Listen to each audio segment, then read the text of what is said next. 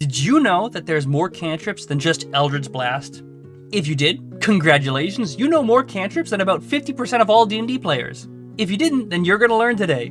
So sit down, shut up, and wait, that came out really rude, that's not what I meant. Anyways, starting off, we have one of my personal favorite cantrips, and that is the spell Mind Sliver.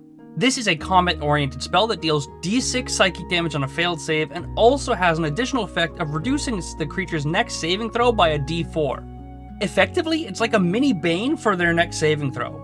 Now, obviously, this spell deals less damage than other cantrips like Eldritch Blast and Fireball, but the reason you take this spell isn't really for the damage, it's for the Bane effect. Since this spell effect lasts until the end of your next turn, you can ensure that the next spell you cast with the saving throw has a d4 subtracted from it on that creature, which increases the chances of them failing their save by a significant margin. However, this is one of those save or suck spells where if they succeed on their saving throw, this spell has no effect. And while that is a pretty big negative, the saving grace of everything here is the fact that this spell requires an intelligence saving throw to withstand the effect. For those who don't know, intelligence is statistically the lowest save that all creatures across D&D 5e have. Only about 13% of all creatures even have proficiency in saving throws, and even then the average amongst all creatures is technically negative. That means that on average, a creature attempting to make a save against an intelligence saving throw already has a negative bonus to it. So there's actually a very good chance that the creature you target with Mind Sliver is already going to fail, and then on top of that, after they're going to take damage and have a minus d4 to their next save anyways. Either way, it's a very cool spell with a varied effect, and if you can get past the save or suck aspect of it, then this spell can serve you very well. Moving on to the next cantrip, we have another one of my favorites, and that would be True Strike. Just kidding, I can't even believe I said that. What I meant to say was Encode Thoughts. Have you ever seen that scene in Harry Potter where Dumbledore puts his wand to his head and pretty much pulls a thought out of it and puts it in some weird bird bath looking thing? That's pretty much Encode Thoughts. You can pull a memory right from your mind and transform it into a tangible string of glowing energy. The memory can then be shared with others who then cast the spell on the thought strand. But the really cool thing about this spell is that you can actually use this in tandem with spells like Modify Memory or Detect Thoughts. Meaning that if you're detecting thoughts of another creature, you can pull that memory into a thought strand or even modify it. Now, Encode Thoughts is arguably one of the coolest cantrips created in my opinion, however, it is also one of the most difficult to conceptualize. As written, it can easily be debated how this spell works, so it can take some discussion with your DM to decide how they're going to run it in the game. So just make sure before you take the spell, you have a quick chat with your DM to make sure that you both share the same opinion on this spell. Definitely one of the more confusing spells on the list, but worth looking at nonetheless. Next up, we have probably the most popular cantrip in all of 5th edition, and that would be Minor Illusion. This spell allows you to create either a sound or an object up to 30 feet away from you within about a 5-foot cube. This spell is the ultimate imagination equals power cantrip. The more imaginative you are, the more powerful this cantrip can be. If you create an object, a creature attempting to see through the illusion must use its action to make a successful investigation check against your spell save DC. However, the way this spell is worded infers that unless the creature specifically investigates the illusion, they just assume it to be true. Meaning that if there is no reason for a creature to assume that there's an illusion, it just doesn't notice it. They would never realize unless they spend their action to investigate it and succeed, or they try to physically interact with the object. And that's only for the illusion part of this. What about the sound aspect? You can make a sound that's as quiet as a whisper or as loud as a scream, and you can even imitate other people's voices. So in terms of versatility, this spell kinda does it all.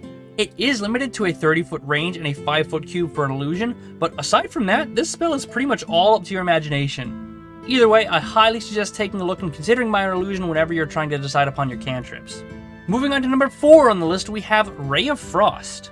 Make a ranged spell attack against a creature that deals a d8 of cold damage, and that creature's speed is reduced by 10 until the start of your next turn.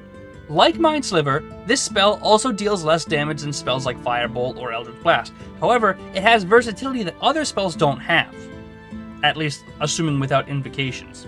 Think about this. A d8 on average deals 4 damage per hit, right? Just basic math.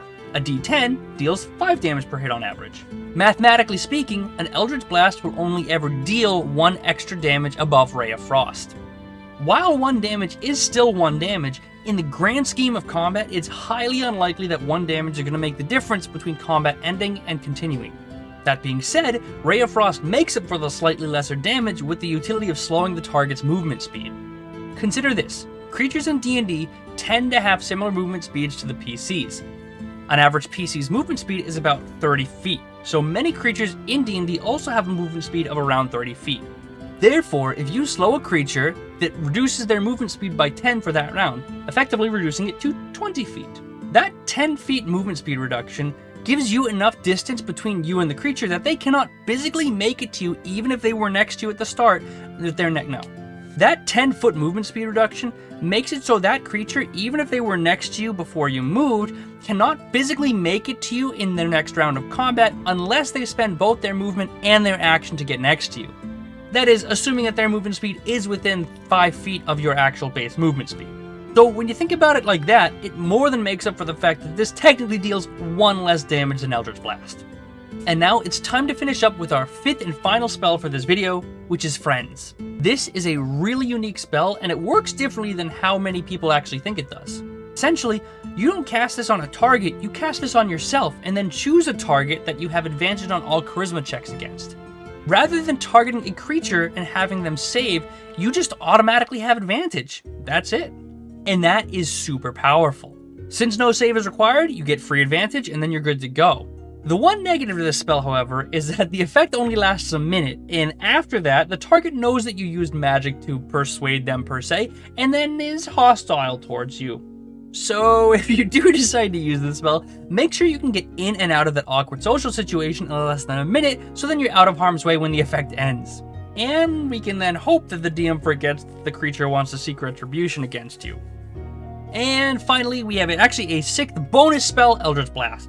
Look, I had to say it, okay? It is by far the best damage cantrip in the entire game, and you have options later on to not only increase the damage, but the versatility as you level up.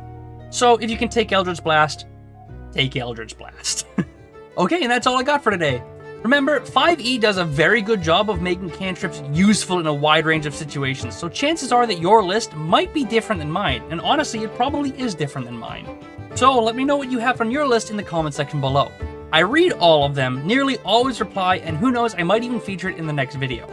Thank you very much for watching, I hope you enjoyed, and I will see you on Friday.